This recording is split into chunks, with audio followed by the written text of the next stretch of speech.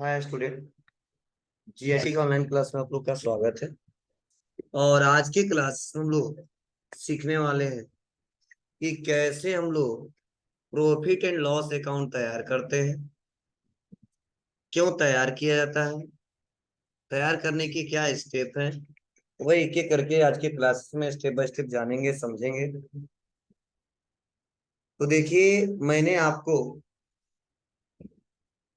अभी कल के क्लास में जो हमने बताया था वो थोड़ा सा हम डिस्कस कर दे इस पे।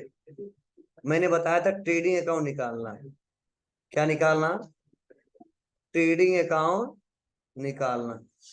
तो ट्रेडिंग अकाउंट निकाले क्यों थे? तो हमने बताया था आपको कि ट्रेडिंग अकाउंट निकालने का मेन उद्देश्य हमारा है कि या तो निकल के आएगा ग्रॉस प्रॉफिट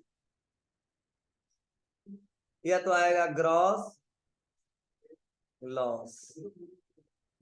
बोलिए, जिसको मैंने शॉर्ट में बताया था क्या? जीपी और जीएम। मतलब ट्रेडिंग अकाउंट कोई पूछे क्यों बनाते हैं, तो व्यापार का ग्रॉस प्रॉफिट ग्रॉस लॉस को ज्ञात करने के लिए बनाते हैं। ठीक है, तो दोनों में से कोई एक ही निकलता है। या तो व्यापार में ग्रॉस प्रॉफिट होगा या तो व्यापार में ग्रॉस लॉस होगा। ऐसा नहीं होगा कि ग्रॉस प्रॉफिट भी हो जाएगा और ग्रॉस लॉस भी हो जाएगा। तो मैं क्यों यहां बता रहा हूं, क्योंकि अब जो बनाने वाले हैं PL account, profit and loss account, तो इसको बनाने के लिए हमको ग्रॉस प्रॉफिट और ग्रॉस लॉस का यूज करना है पीएल अकाउंट में। मतलब यूं कह लो, एडजस्ट करना है। कैसे? तो ध्यान देना, उसका अभी मैं फॉर्मेट आपको समझाऊंगा तो बताऊंगा। मतलब इतना समझना, या बैलेंस फॉरवर्ड होगा, ट्रांसफर होगा, किसमें होगा? Profit and loss account. अगर ग्रॉस प्रॉफिट हुआ है तो भी होगा और ग्रॉस लॉस हुआ है तो भी होगा। मतलब यह पैसा जो निकल के आया वो इसमें जाएगा। अब कितना निकल के आया वो क्वेश्चन में दिया रहेगा, आपको कहीं खोजने की जरूरत नहीं है, फाइंड करने की जरूरत नहीं है। कैसे क्वेश्चन रहेंगे हम आपको दिखाएंगे, आप समझ जाओगे। अब सवाल यह कि चलो सर, हम तो समझ गए ट्रेडिंग अकाउंट क्यों निकालते हैं। अब पीएल अकाउंट क्यों निकाला जाता है, प्रॉफिट एंड लॉस अकाउंट क्यों निकाला जाता है, इसको थोड़ा समझने की कोशिश करना। जो प्रॉफिट एंड लॉस अकाउंट है, इसको निकालने का मेन यह उद्देश्य होता है कि व्यापार में उस साल नेट प्रॉफिट कितना हुआ है या नेट लॉस कितना हुआ है। अगर यह पता करना हो, ठीक है, तो यह पता किया था। मतलब अगर पीएल अकाउंट नहीं बनाएंगे तो ना नेट प्रॉफिट पता कर पाएंगे ना नेट लॉस पता कर पाएंगे। मतलब उस व्यापार में एग्जैक्ट, ठीक है, टोटल कितने का प्रॉफिट हुआ है, 1 लाख का, 2 लाख का, 3 लाख का, 4 लाख का, कितने का, वह पीएल अकाउंट से पता चलेगा। या कितने का लॉस हुआ है, मतलब नुकसान कितने लाख रुपए का, कितने हजार का, कितने रुपए का हुआ है, ये भी किससे पता चलेगा? पीएल अकाउंट से। मतलब यूं कह लो, प्रॉफिट एंड लॉस अकाउंट इसीलिए बनाते हैं कि व्यापार का नेट प्रॉफिट और नेट लॉस को पता कर सके। अगर ये ना पता करना हो तो हम नहीं बनाएंगे। और क्यों नहीं पता करेंगे? क्योंकि व्यापार इसीलिए करते हैं कि हम कुछ फायदा कमाएं, ठीक है, कुछ हमारा प्रॉफिट हो। लेकिन सोचते तो हमेशा प्रॉफिट हो, लेकिन नुकसान भी हो जाता है। कोई नहीं चाहता व्यापारी मेरा नुकसान हो, लेकिन हो जाता है। ठीक है, हमेशा हर एक व्यापार के साथ चलता है ऐसा। कभी लॉस होता है, कभी प्रॉफिट होता है। हाँ, हमेशा लॉस होगा तो व्यापार खत्म हो जाएगा। हाँ, 10 बार प्रॉफिट हुआ तो कभी 1 बार लॉस हो गया, ठीक है, 10 बार प्रॉफिट हुआ कभी 2 बार लॉस हो गया, चलेगा। लेकिन अब 2 बार प्रॉफिट हुआ और 8 बार लॉस हुआ तो पूरा जितना भर्ती था वो भी डूब गया। सुने हो ना, कि 10 रुपए लगाए थे और हो गया 0 रुपए। क्यों? क्यों हर साल 2-2 रुपए डूबता गया, डूबता गया, डूबता गया, बाद में जाके क्या हो गया? वो जीरो। और कई लोग सुने होंगे 1 रुपया लगाए थे और आज करोड़ों का संपत्ति है। मतलब पैसा बढ़ता गया, बढ़ता गया, बढ़ता गया, 1 रुपए से करोड़ रुपए में चेंज हो गया। मतलब हर साल कमाई होता गया, पैसा ऐड होता गया और बढ़ता गया। हर साल नुकसान होता गया, पैसा घटता गया और लास्ट में जाके निकम्मा एक एक कंगाल हो गए। ठीक है, तो चलिए इसको देखते हैं, इसके बारे में क्या लिखा गया है। बताया जा रहा है कि प्रॉफिट एंड लॉस अकाउंट यह एक ऐसा फाइनेंशियल स्टेटमेंट है जो किसी संस्था या कंपनी की व्यापारिक स्थिति का ज्ञान कराती है। अब कैसा ज्ञान कराता है, तो यह स्टेटमेंट नेट प्रॉफिट या नेट लॉस के बारे में इंफॉर्मेशन देती है कि कितने का नेट लॉस हुआ है या कितने का नेट प्रॉफिट हुआ है, दोनों में से कोई एक ही होगा। क्लियर है? फिर से बताया जा रहा है, सभी खर्चे जिसमें डिप्रिसिएशन, मूल्यह्रास तथा प्रोविजन, प्राविधान भी शामिल है, और इसे लगाने के बाद कितना प्रॉफिट या कितना लॉस हुआ है इस बात का भी ज्ञान पीएल अकाउंट के द्वारा ही होता है, और पीएल अकाउंट का फॉर्मेट निम्नलिखित होता है।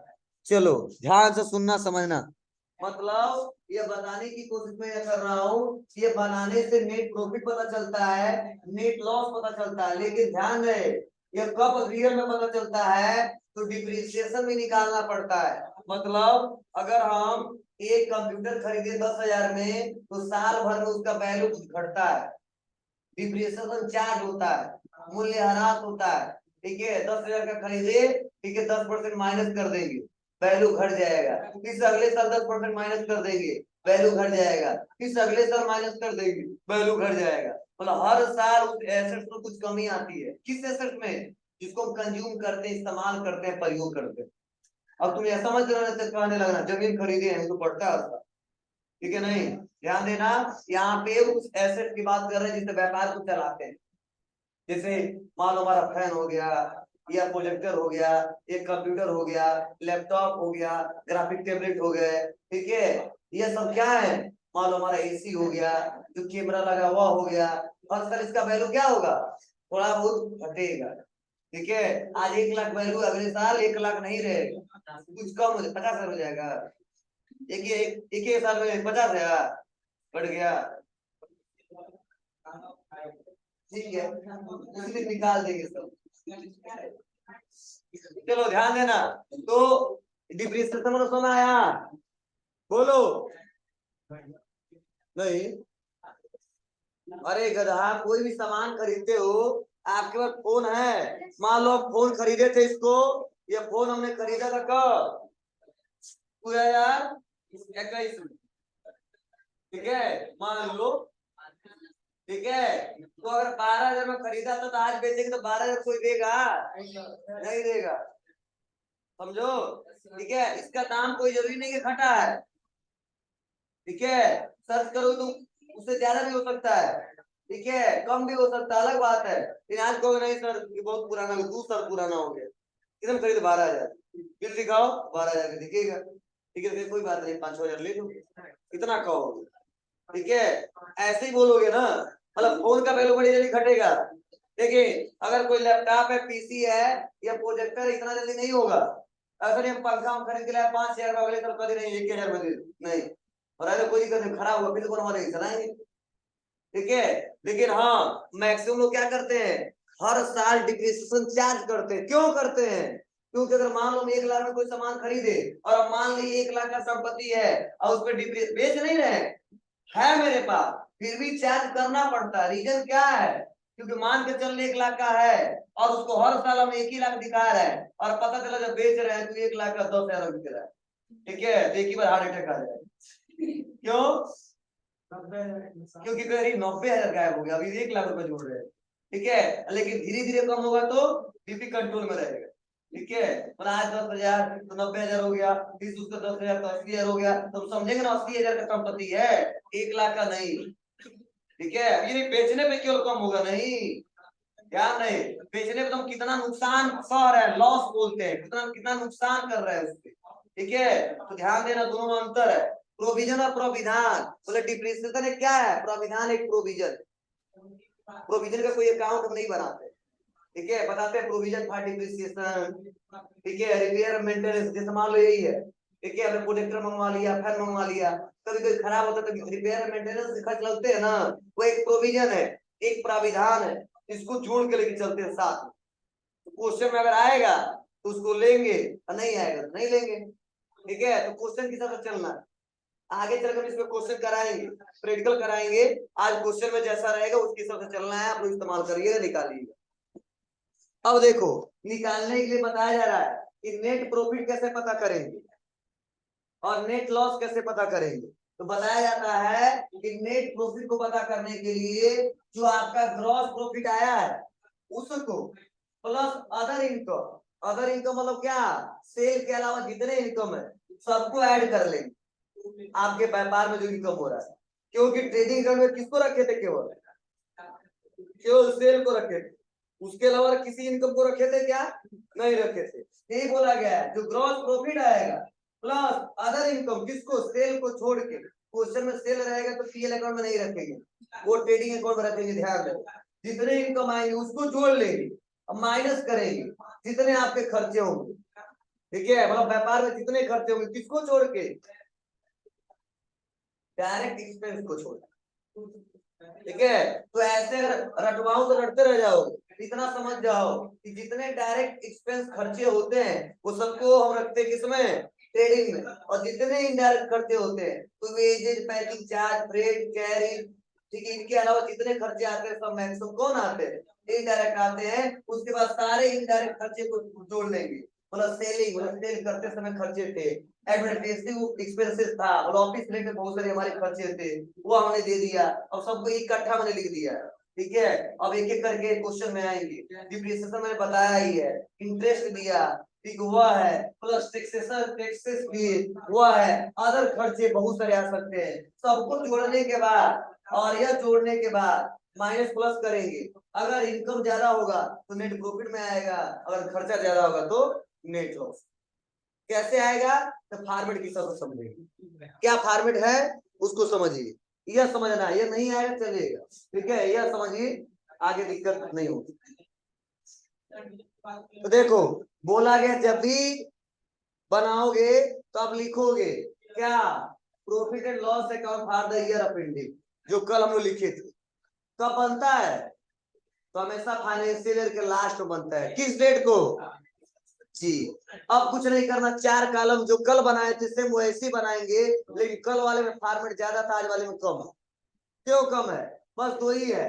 कहा जाता है कि पार्टिकुलर अमाउंट क्वेश्चन में अगर दिया है ग्रॉस लॉस, तो आपको लेफ्ट साइड में आके लिख देना है to gross loss transfer from trading account. मतलब ये पैसा जो हमने ट्रांसफर किया किससे किया है, ट्रेडिंग अकाउंट से। लॉस होगा तो लिखेंगे, नहीं होगा तो छोड़ देंगे, कोई दिक्कत नहीं।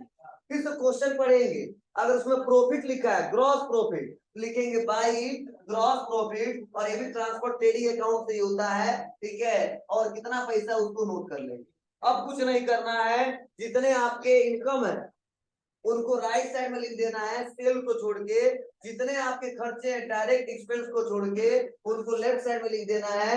दोनों का बैलेंस जोड़ना है। पैसा इनकम साइड ज्यादा जाएगा तो नेट प्रॉफिट होगा, अगर पैसा एक्सपेंस साइड ज्यादा जाएगा तो नेट लॉस होगा। ठीक है, अब खर्चे आपको छांटने होंगे। तो देखो, कुछ खर्चों के नाम भी हमने रखा है जिससे आप लोग पहचान सको। क्या हमने रखा है, सैलरी, मतलब एम्प्लॉइयों को सैलरी देता है, सैलरी आ सकता है। ठीक है, लगा छोड़ना। रेंट एंड टैक्सेशन, ठीक है, रेंट जो पे करते हैं, ऑफिस लाइटिंग, पता ना क्या है, इंश्योरेंस, ये सब क्या है, खर्चे हैं। सैलरी क्लियर है ना, क्या है जी, खर्चा है। कौन सा खर्चा, सबसे ज्यादा इनडायरेक्ट खर्चा होता है सैलरी। रेंट, बिल्डिंग का रेंट देते हैं। टैक्सेस, टैक्सेस देते हैं। ऑफिस लाइटिंग, मतलब ऑफिस के लाइटिंग के खर्चे। इंश्योरेंस, बहुत सारे हमारे पास मान लो व्हीकल रखे हैं, बहुत सारे हमारे एसेट्स, उसका इंश्योरेंस कराते हैं, उसका खर्च देते हैं, इंश्योरेंस प्रीमियम पढ़ाया था मैंने। प्रिंटिंग के खर्चे हैं, पोस्ट टेलीग्राम के खर्चे हैं, इंटरेस्ट पेमेंट किया, डिस्काउंट अलाउ किया, बैड डेब्ट्स हो गया, रिपेयर मेंटेनेंस हो गया, डिप्रिसिएशन हो गया, कमीशन पेड किया, कैरी आउटवर्ड।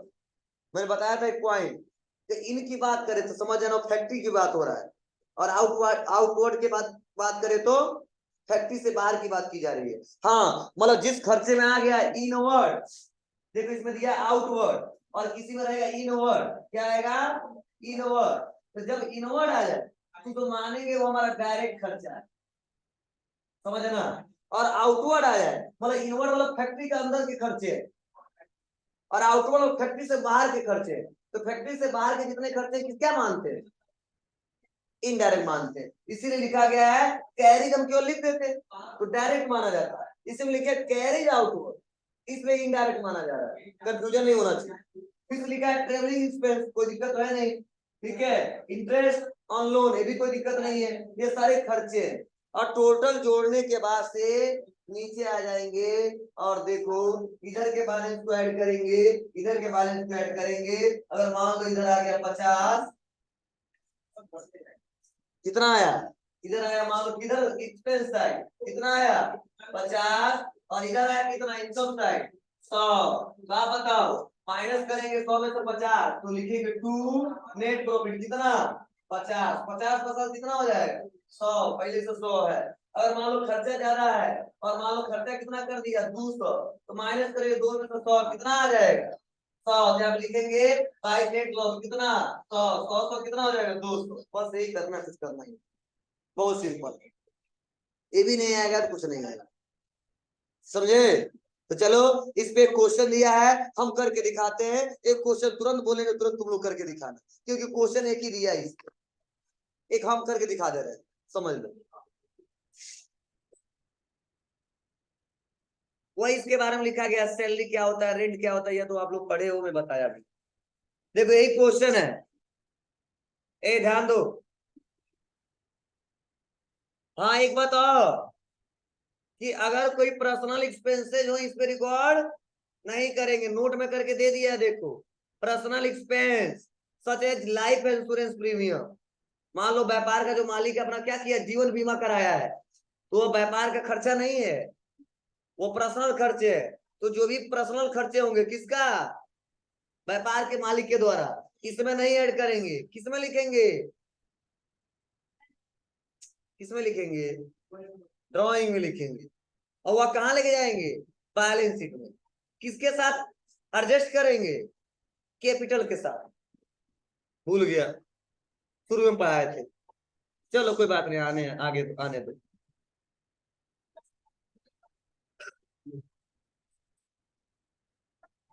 हो जाएगा, चलो बताओ क्या लिखा गया है, क्रॉस प्रॉफिट। तो डायरेक्टली हम बना भी देते हैं,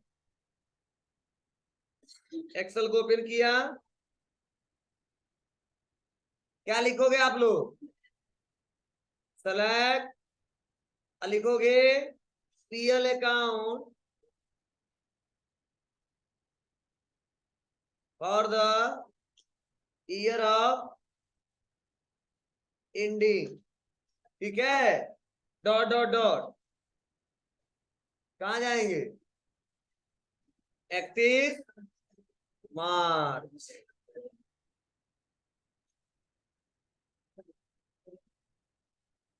किस साल का है, 2022 का। क्या लगाएंगे, पार्टिकुलर, उसके बाद अमाउंट, उसके बाद पार्टिकुलर अमाउंट। यह क्लियर है, सबको बड़ा कर देंगे और आगे बढ़ जाएंगे, बस डबल क्लिक करके सबको सेलेक्ट करेंगे, बाउंड्री खींच देंगे इस पर। कुछ नहीं करना है, क्वेश्चन पढ़िए और समझिए और इसको करिए। लिखा गया ग्रॉस प्रॉफिट, अभी क्या मैं बताया हूँ, ग्रॉस प्रॉफिट हो तो राइट साइड में लेके जाएंगे और ग्रॉस लॉस हो तो लेफ्ट साइड, इसीलिए लिखूंगा क्या, बाई ग्रॉस प्रॉफिट कितना रुपया, 3 लाख रुपया, बस हो गया। चलो अगला है क्या, सैलरी। आप बताओ सैलरी इनकम है कि खर्चा है, एक्सपेंस है, इसीलिए आप लिखेंगे क्या, टू सैलरी एक्सपेंस जो भी है कितना रुपए का है, 50,000 रुपए का लिख देंगे। उसके बाद से क्या है, कमीशन रिसीव, कमीशन रिसीव, और आप बताओ इनकम है एक्सपेंस है, जी इनकम है, और इसीलिए यहाँ पे लिखेंगे कमीशन रिसीव बाई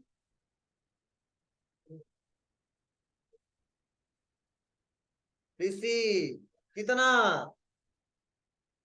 पैसा जो भी हो, 2000 है, टाइप कर दिया। पैसा गलत मत डालना है यहाँ पे। उसके बाद अगला क्या है, रेंट पेड कर रहे हैं, दे रहे हैं, कभी भी रिसीव भी कर सकते हैं, टू रेंट, रेंट एक्सपेंस भी कर सकते हैं। कितना रुपए का है, 15,000 रुपये रेंट दे रहे हैं। उसके बाद से ऑफिस लाइटिंग, ऑफिस का लाइटिंग का खर्चा दे रहे हैं, वो भी क्या है, बोलो खर्चा है कि इनकम है, कितने रुपए का है, 3,000 रुपये का है। उसके बाद से क्या दिया है, एडवर्टाइजमेंट, क्या दिया है, एडवर्टाइजमेंट। यहाँ पे आएंगे, लिखेंगे टू, लगाते जाएंगे, हम थोड़ा सा जल्दीबाजी में छोड़ दे रहे हैं। कितना रुपया, 5600, 5,600। उसके बाद से है डिस्काउंट अलाउ, ये भी खर्चा है, टू डिस्काउंट क्या अलाउ, कितना रुपया, 3,000, 3,000। उसके बाद से आएंगे इंश्योरेंस प्रीमियम पे कर रहे हैं, ठीक है, वो कितने का है,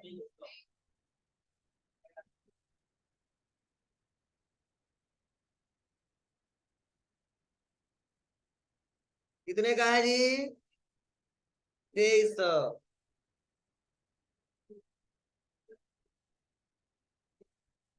उसके बाद ट्रेवलिंग एक्सपेंस, टू, टू लगाना मत भूलना, या इसमें भी लगाना पड़ेगा जी।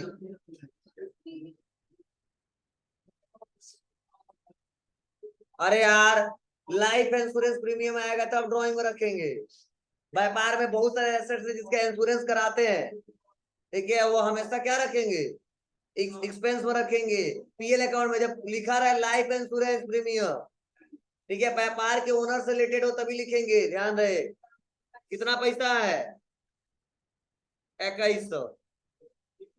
अब उसके बाद से पैसा जोड़ लेंगे, ये आप लिखेंगे टू नेट प्रॉफिट, और इधर लिखेंगे बाई नेट लॉस। देखते हैं क्या हुआ है, तो ऐसे जोड़ लो आप लोग, ये तो तुरंत जुड़ जाएगा, ठीक है, कितना आ जाएगा, 3,02,000, ठीक है। तो यहाँ पे यह बैलेंस थोड़ा सा जोड़ना पड़ेगा। चलिए आते हैं और करते हैं क्या, इक्वल इतना प्लस इतना, ठीक है। उसके बाद से क्या करूंगा, इक्वल सम, ब्रैकेट ओपन, और ये पूरा वैल्यू जोड़ लूंगा, 81,000 आना चाहिए, हमको याद हो गया पढ़ाते पढ़ाते।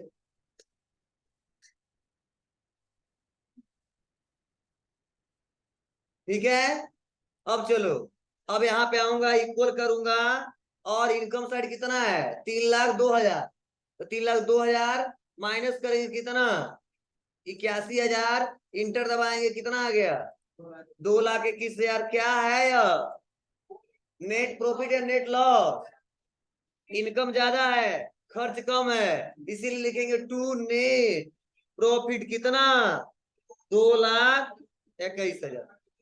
अब यहाँ पे लिखेंगे टोटल, और यहाँ पे लिखेंगे टोटल, टोटल आएगा यहाँ पे 3,02,000, और यहाँ पे आएगा टोटल 3,02,000।